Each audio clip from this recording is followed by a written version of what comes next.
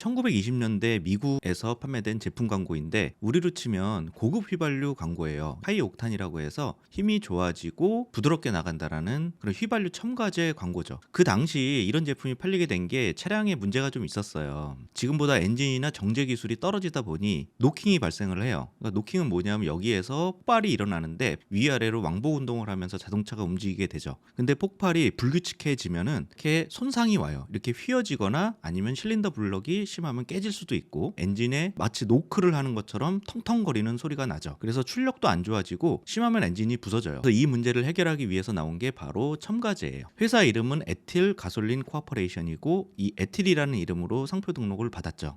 그럼 이걸 누가 개발한 거냐? 토마스 미즐리라는 GM의 연구원인데 제너럴 모터스죠. 노킹을 방지하기 위해서 뭐 버터도 넣어보고 세상에 온갖 물질을 다 넣어봤는데 뭔가 넣었더니 노킹이 잡힌 거죠. 그래서 특허 출원을 해서 등록을 받아요. 그럼 이제 뭘 넣느냐? 이 토마스 미즐리가 모터 퓨얼 차량용 연료에 대해서 특허 출원을 했는데 들어간 게 가솔린하고 테트라 에틸 리드라는 거예요. 그러니까 납이죠. 그러니까 납에 가솔린을 섞어서 차량용 연료를 만든 거예요. 근데 개발을 해놓고 보니 문제가 하나 있었죠. 그러니까 납이 들어간 엔진은 엔진 내에서 찌꺼기를 많이 만들어요. 찌꺼기가 차니까 금방 고장이 나겠죠. 그러니까 엔진이 막히는 거예요. 그럼 이제 GM, 제너럴 모터스 연구원이잖아요. 그럼 자동차 회사인 GM은 싫어할 수도 있는 거죠. 근데 오히려 좋다고 생각했어요. 왜냐하면은 그 당시 대공황이 1929년도에 왔는데 7년 전이었죠. 근데 이미 자동차 생산량이 초과였어요. 그래서 GM 입장에서는 생각해 본 게 차도 잘 안 팔리는데 차가 고장 나면은 수리비도 벌고 차도 사람들이 더 빨리 사겠네. 그러니까 좋잖아 하면서 그냥 진행을 시킨 거죠. 그러면서 별도 회사를 만들어요. 이게 에틸이라는 회사인데 핵심 물질이 테트라 에틸 리드잖아요. 여기서 아무래도 리드는 옛날부터 몸에 안 좋다는 인식이 있어서 이 리드를 쏙 빼고 에틸만으로 회사 이름을 만들죠. 그리고 이 회사의 부사장은 바로 발명가인 미즐리가 하게 되죠. 그리고 회사 지분은 특허를 갖고 있는 GM이 50% 그리고 유통을 담당할 정유회사가 50%를 갖고 회사를 만들죠. 듀폰은 핵심 물질인 테트라 에틸 리드를 만들어요. 참고로 듀폰이 당시 제너럴 모터스 지분의 30%를 갖고 있었죠. 듀폰은 핵심 물질 만들어서 돈 벌고 스탠다드 오일은 유통해서 돈 벌고 GM은 로열티를 받는 구조였죠. 게다가 GM은 차가 빨리 고장 나면은 또 차를 또 파니까 세 회사가 윈윈윈인 구조였어요. 그러니까 우리나라로 치면은 뭐 LG화학이랑 GS칼텍스랑 현대자동차가 같이 만든 조인트 벤처였던 거죠. 그리고 엄청난 수익을 거두죠. 근데 납이 엔진을 고장 낸다고 했잖아요. 그러니까 일반인들은 차가 고장 나면 잘 모르니까 그런가 보다 했는데 비행기는 문제가 심각한 거죠. 비행기가 한 2-3천 킬로 날고 엔진이 고장이 나버리면 문제가 커지니까 일단 군대에서 난리가 났어요. 미군, 캐나다, 영국군 이런 데에서 클레임을 제기를 한 거죠. 이 프레댓 휘트니는 지금도 항공기 엔진을 만드는 회사로 유명한데 이 회사가 바로 GM한테 서신을 보내요. 야, 니네 이러다 진짜 큰일 난다 하면서 경고를 하죠. 그래서 듀폰과 GM은 이 문제를 해결하기 위해서 엔진에 납이 끼니까 이 납을 빼주는 때 빼는 약을 또 넣게 돼요. 그게 바로 에틸 디브로마이드라는 거죠. 그러면 납이 잘 빠지니까 엔진은 괜찮아졌는데 그 빠진 납은 어디로 가느냐? 공기 중으로 가는 거죠. 그리고 EDB를 같이 배출하게 된 거죠. 지금 이 EDB는 사용이 금지된 발암물질이에요. 그리고 살충제로 쓰이기도 하죠. 그러니까 당시 자동차는 살충제와 납가루를 같이 배출하는 발암물질 그 자체였던 거예요. 이게 당시 뉴욕 사진인데 이 매연 속에 들어있는 다른 물질도 문제지만 납은 배출이 안 되기 때문에 더 큰 문제인 거예요. 그러니까 사람들이 알 수 없는 이유로 계속 이런 병에 걸리게 되죠. 그럼 사람들이 다 가만히 있었느냐? 그건 아니죠. 그러니까 알만한 사람들은 다 알고 있었어요. 원래 납이 각종 질환을 일으킨다는 점은 로마 시대 때부터 알려졌던 건데 어쩔 수 없으니까 편리하니까 써왔던 거죠. 그리고 우리도 미세먼지가 좀 높으면 목이 칼칼하고 따끔거리잖아요. 의사들, 학자들도 다 알고 있던 거예요. 근데 아무리 얘기해도 먹히질 않는 거죠. 이 사람은 듀폰과 GM으로부터 연구비를 받던 의사였어요. 그러니까 이 사람이 맨날 하는 말은 납은 원래부터 사람 몸에 자연적으로 이 정도는 존재를 해왔던 거야. 그러니까 에틸이라는 회사 때문에 납이 증가하는 게 아니야.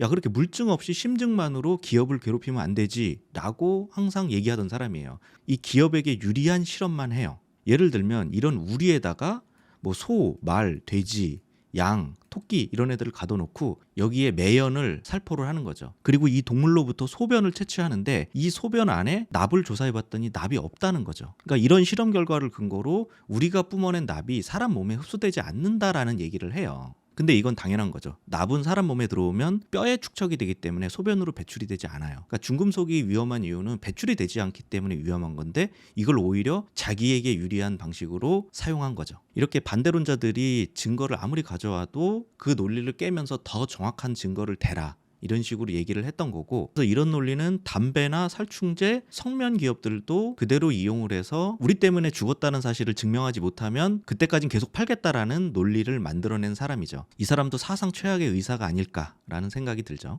결국 판매를 잠깐 중단하다가도 에틸 이즈 백을 외치면서 다시 돌아와서 판매를 재개하죠. 특허가 있는 에틸은 독점적인 판매를 계속하게 되고, 듀포는 그 핵심 물질을 계속 만들어서 에틸에 납품을 하죠. 에틸은 납품된 걸 엑슨을 통해서 팔아요. 여기가 뉴저지 스탠다드 오일이 나중에 엑슨모빌로 바뀝니다. 여기서 판매된 로열티는 다시 GM이 가져가게 되는 거죠. 이런 관계를 거의 40년 동안을 그대로 유지를 하면서 대기에 엄청난 독극물을 뿌려대는 거죠. 그럼 이쯤에서 누군가 한 분 나타나 줘야죠. 그게 누구냐?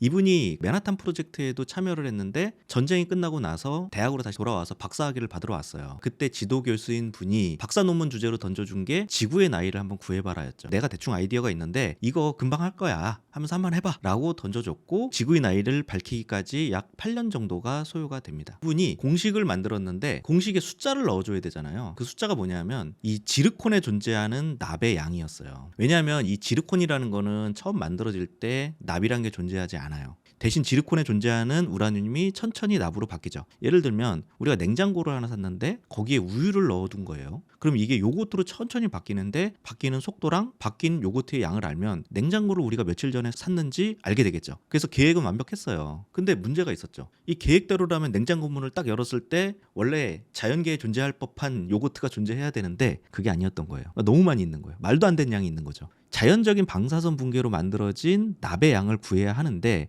누군가가 자꾸 소중한 이 시료에 납을 뿌려놓은 상황인 거예요. 그래서 이분이 세상을 구하기 위해 환경운동을 시작한 게 아니고 클린룸이라는 걸 만들어요. 외부 먼지를 완벽하게 차단하는 게 클린룸이고, 삼성이나 LG 디스플레이 같은 초미세 공정을 다루는 기업이 이런 클린룸을 사용하죠. 당시에는 이제 이런 게 없었어요. 참고로 메모리 반도체가 상용화되려면 아직 20년이나 남았기 때문에 이런 장비가 전혀 필요하지 않던 때였어요. 그럼 이제 이분은 어떻게 클린룸을 만들었느냐? 직접 만든 거예요. 매일 이제 우통 보고 청소하고 환풍기 달고 온갖 물건을 다 세척을 해서 먼지 하나 안 들어오는 최초의 완벽한 클린룸을 만들죠. 외부에서 들어오는 납을 완벽히 차단한 거예요. 그리고 지구가 만들어질 때 생성된 돌을 찾죠. 이 운석공 근처에서 운석을 찾아내고 여기에서 납을 추출해내요. 그러면서 지구의 나이를 밝혀내죠. 굉장한 업적이죠. 평생 강의나 하면서 편하게 살 수도 있었지만 이런 사람들이 아니 뭐 옛날에 납이랑 지금이랑 비슷하니 많이 하고 사람의 납이 쌓인다 안 쌓인다 이런 걸로 한참 싸우고 있으니 역사상 최고의 납 전문가인 패터슨은 진지하게 조사를 시작하죠.